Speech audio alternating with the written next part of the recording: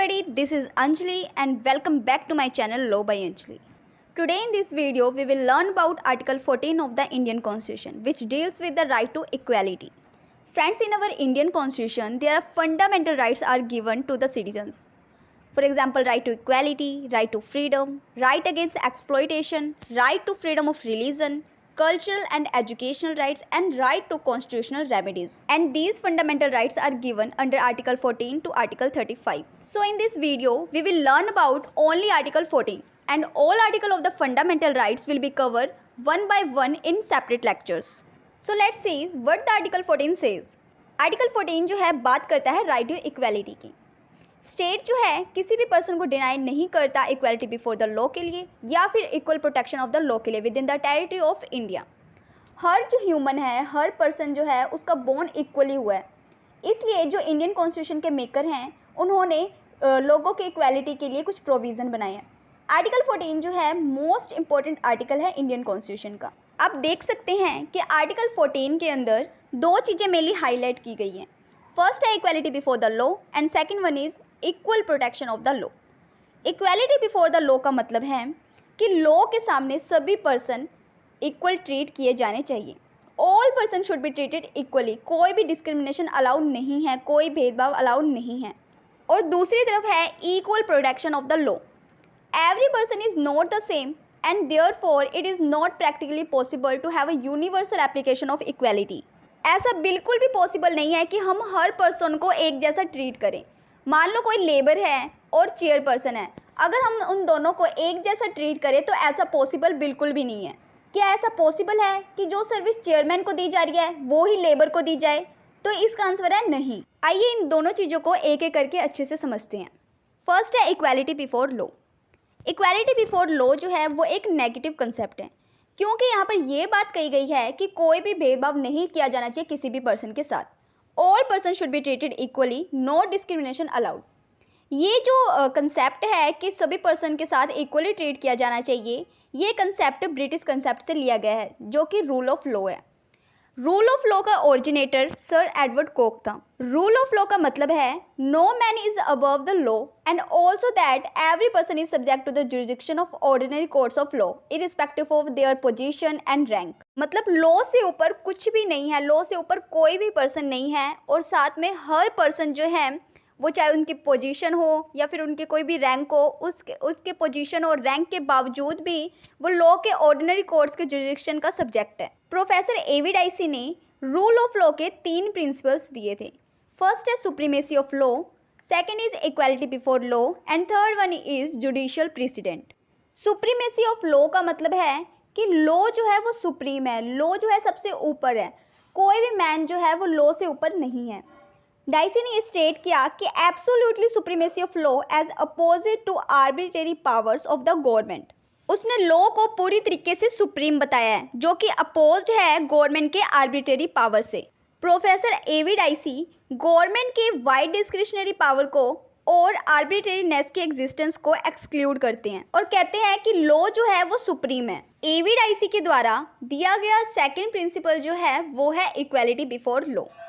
इसका मतलब है no one is above the law, everyone is bound to obey the same law. Professor A V Dicey ने ये state किया कि there must be equality before the law. Law के सामने सभी पर्सन इक्वली ट्रीट किए जाना चाहिए. And third principle is constitution originates from the ordinary law. ये एक जज मेड लॉ है, मतलब अनरिटन कॉन्स्टिट्यूशन है. It means that right of the people is not granted by the constitution but instead it is the result of the law of the land which is administered by the courts. Professor A V Dicey कहते हैं कि बहुत सारी countries के अंदर जो rights हैं, जैसे right to personal liberty, freedom from arrest, freedom to hold public meetings, ये जो जितने भी राइट्स हैं वो रिटन कॉन्स्टिट्यूशन के द्वारा गारंटेड होते हैं. लेकिन इंग्लैंड के अंदर ऐसा कुछ भी नहीं है. इंग्लैंड के अंदर जो ये राइट्स हैं ये रिजल्ट होते हैं जुडिशियल डिसीजन का. मतलब ये जो राइट्स हैं, जो लोगों के राइट्स होते हैं वो कॉन्स्टिट्यूशन के द्वारा ग्रांट नहीं किए जाते, बल्कि ये कोर्ट्स के द्वारा एडमिनिस्ट्रेट होते हैं. हमारे इंडिया में फर्स्ट और सेकंड रूल ही अडॉप्ट किया गया है, सुप्रीमेसी ऑफ लॉ और इक्वालिटी बिफोर लॉ. लेकिन जो ये थर्ड रूल है जुडिशियल प्रेसिडेंट वाला, ये रूल अभी तक अडॉप्ट नहीं किया गया क्योंकि हमारे यहाँ पर कॉन्स्टिट्यूशन जो है वो सुप्रीम है, कॉन्स्टिट्यूशन को सुप्रीम माना गया है, जो कि हमारा है रिटन कॉन्स्टिट्यूशन, ठीक है। और जो भी पीपल के राइट्स हैं, जो सिटीजन्स के राइट्स हैं, वो इसी से ओरिजिनेट होते हैं। यहाँ तक हमने जाना इक्वालिटी बिफोर लॉ के बारे में। अब हम देखते हैं इक्वल प्रोटेक्शन ऑफ लॉ का क्या मतलब है। इक्वल प्रोटेक्शन ऑफ लॉ एक पॉजिटिव कंसेप्ट है। ये पॉजिटिव कंसेप्ट इसलिए है क्योंकि यहाँ पर जो भेदभाव है वो अलाउड है, यहाँ पर डिस्क्रिमिनेशन जो है वो अलाउड है, क्योंकि यहाँ पर ये बात कही जा रही है कि सभी पर्सन को इक्वली ट्रीट कैसे किया जा सकता है। मान लो अगर कोई 10 साल का बच्चा है और कोई 30 साल का पर्सन है, उन दोनों के एक्सपेंसेस क्या सेम हो सकते हैं या उनको इक्वल ट्रीट किया जा सकता है? तो ऐसा बिल्कुल भी पॉसिबल नहीं है। इसलिए ये एक पॉजिटिव कंसेप्ट है।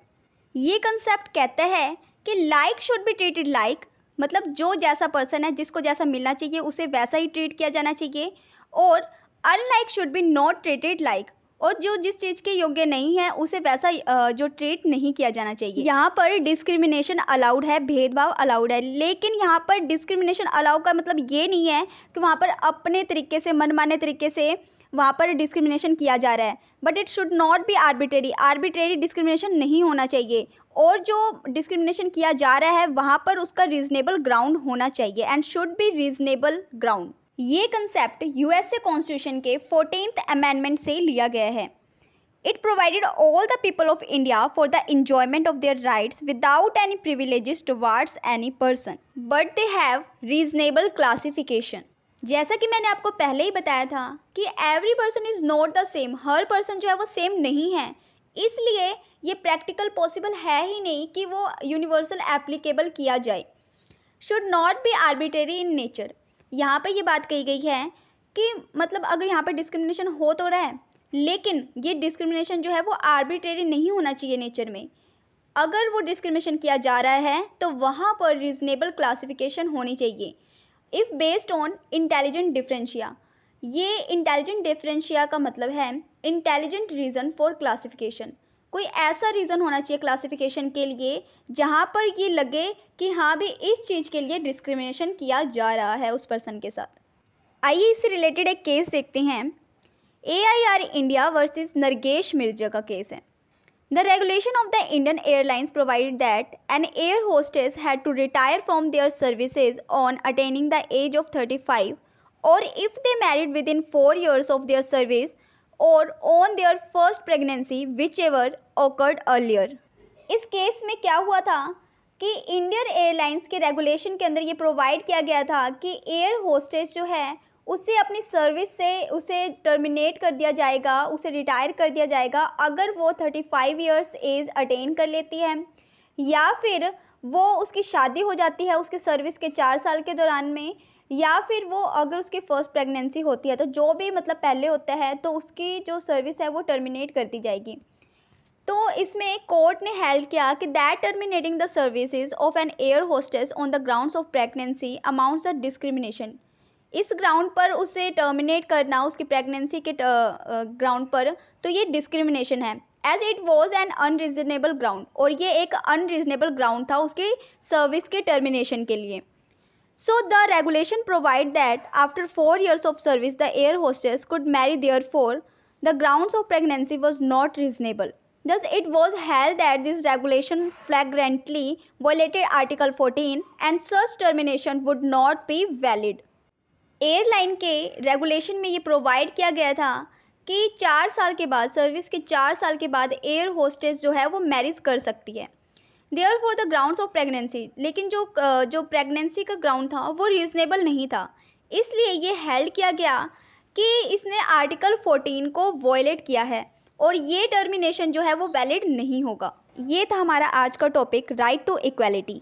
सो फ्रेंड्स, अगर आपको ये लेक्चर पसंद आया तो प्लीज़ वीडियो को लाइक करना ना भूलें।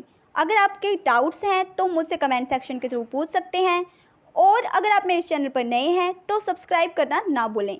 सो मिलते हैं हम अपने नेक्स्ट लेक्चर के साथ। आज के लिए बस इतना ही। Thank you for watching this video.